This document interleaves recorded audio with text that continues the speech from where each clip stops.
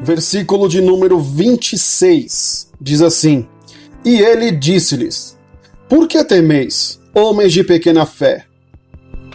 Então, levantando-se, repreendeu os ventos e o mar, e seguiu-se uma grande bonança. Então vamos lá, versículo 26 inicia assim, ó: E ele disse-lhes, ou seja, Jesus, disse para eles: Por que temeis, homens de pequena fé? Por que vocês estão com medo? Por que temeis também significa por que estão com medo? Por que estão com esse sentimento? Por que estão desesperados? Por que estão assim? O que está acontecendo? Homens de pequena fé. Jesus aqui nos dá um ensinamento sobre os discípulos de Jesus ainda não tinham entendido o poder que estava em suas mãos. Eu sempre falo, Jesus, enquanto estava com os discípulos, Jesus estava ensinando os discípulos na prática. Esse trecho que estamos estudando é um ensinamento prático. Jesus, em alguns momentos, ele ensinava os seus discípulos de uma maneira teórica, na teoria, dentro de uma casa, dentro de um local. Jesus falava coisas para eles na teoria, mas Jesus no outro dia, ou às vezes no mesmo dia, dava uma aula prática para eles. Jesus aqui então ele fala que os discípulos dele são homens de pequena fé. São pessoas que ainda não têm fé. São pessoas que ainda não aprenderam a exercer a fé. Aí eu te pergunto, você já aprendeu como exercitar a fé? Por acaso você sabe o que é fé? A fé é o firme fundamento daquilo que não se vê. Sim, isso é uma frase pronta que toda igreja ensina, as suas ovelhas, digamos assim. A fé é o firme fundamento das coisas que não se vê. É a pessoa que sabe, já tem uma desculpa. Não, a fé significa isso. Só que você já estudou o texto completo a qual esse versículo se encontra? E você vai ver que o maior erro dos cristãos nos dias de hoje é achar que entendeu um versículo estudando apenas o versículo. Nós aqui do projeto Quero Conhecer Jesus, há algum tempo atrás, lançamos um canal no YouTube que chamava assim, Mastigando Versículos, onde eu postava vídeos de versículos soltos. Então, Mateus capítulo 1, versículo 1, eu ia lá e explicava o versículo. Só que eu percebi que muita gente não queria estudar o capítulo, queria apenas saber o significado do versículo. Sendo que jamais você pode focar em um versículo para entender o que o texto quer dizer. Você comete um erro gigantesco se você fizer isso.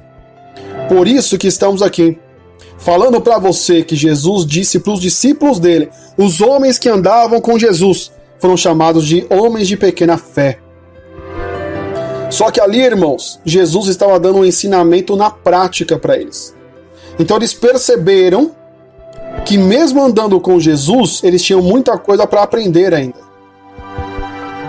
Ou seja, você talvez já é cristão, você está aprendendo sobre Jesus, você ora, jejua, lê a Bíblia, tudo certo. Só que às vezes algumas tempestades chegam na sua vida e você fica desesperado e você vai para onde?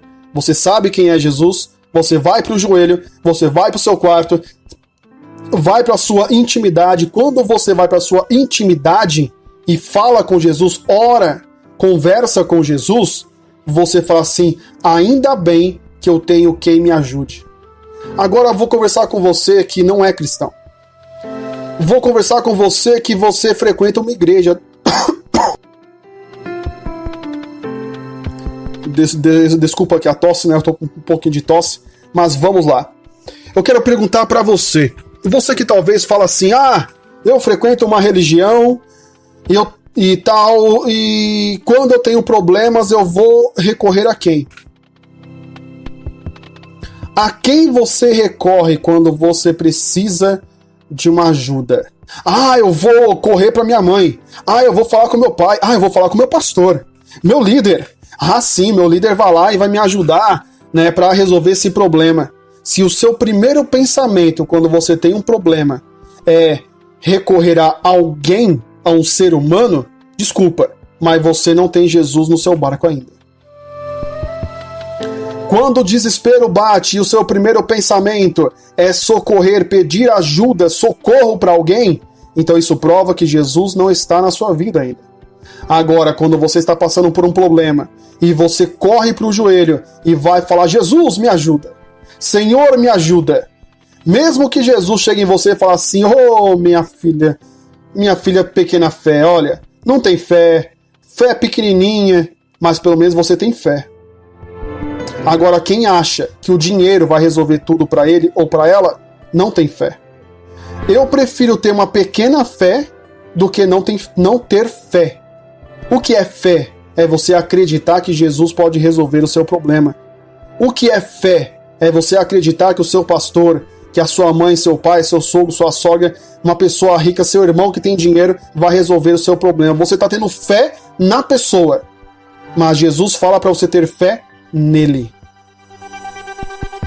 Por quê? Quando você tem fé em Jesus, ele, o versículo 26 continua e diz assim, né? Então, levantando-se, repreendeu os ventos e o mar. E seguiu-se uma grande bonança. Quando você tem Jesus na sua vida, amigo, mesmo que ele falou, você não tem fé ainda, sua fé é muito pequena, mas Jesus aqui, meu irmão, falou para os discípulos, vocês têm fé pequena fé, mas ao levantar, e ali Jesus então repreender os ventos, repreender o mar, ali, irmão, ele já multiplicou, ele aumentou a fé de Jesus na sua vida, amigo. Mesmo que ele falou, você não tem fé ainda, sua fé é muito pequena, mas Jesus aqui, meu irmão, falou para os discípulos, vocês têm fé pequena fé, mas ao levantar, e ali Jesus então repreender os ventos, repreender o mar, ali, irmão, ele já multiplicou, ele aumentou a fé de Jesus na sua vida, amigo. Mesmo que ele falou, você não tem fé ainda, sua fé é muito cristã. Não viver um momento cristão. Não viver ali, eu vou para a igreja hoje, ficar ali 1 hora, 2 horas, 3 horinhas, cantando, as lágrimas correndo, se emocionando, saindo de lá, parece que esqueceu Jesus lá. Jesus, ele não quer que você frequente uma igreja para falar que é cristão. Jesus quer que você viva uma vida cristã. Ter uma vida cristã é você ter 24 horas com Jesus. É você orar, jejuar e ler a Bíblia. Diego, então eu tenho que ficar lendo a Bíblia o dia inteiro, orando o dia inteiro, estudando o dia inteiro, jejuando o dia inteiro. Não! Você tem que ter uma vida cristã. Quem tem uma vida cristã, foge das coisas erradas. Quem tem uma vida cristã, ele confronta muitas pessoas que às vezes estão querendo distorcer a palavra de Deus. Diego, mas não pode, porque nós cristãos temos que ser calminhos, tranquilinhos. Aonde está escrito isso? Quantas vezes Jesus bateu de frente com os judeus? Pessoas que estavam pregando a palavra de Deus, mas distorcendo essa palavra.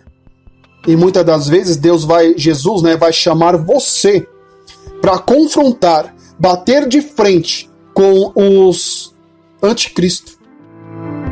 Um monte de gente, de muitas religiões, estão trabalhando para o anticristo, que é a pessoa que prega contra Jesus ou distorce a palavra, distorce os ensinamentos de Jesus.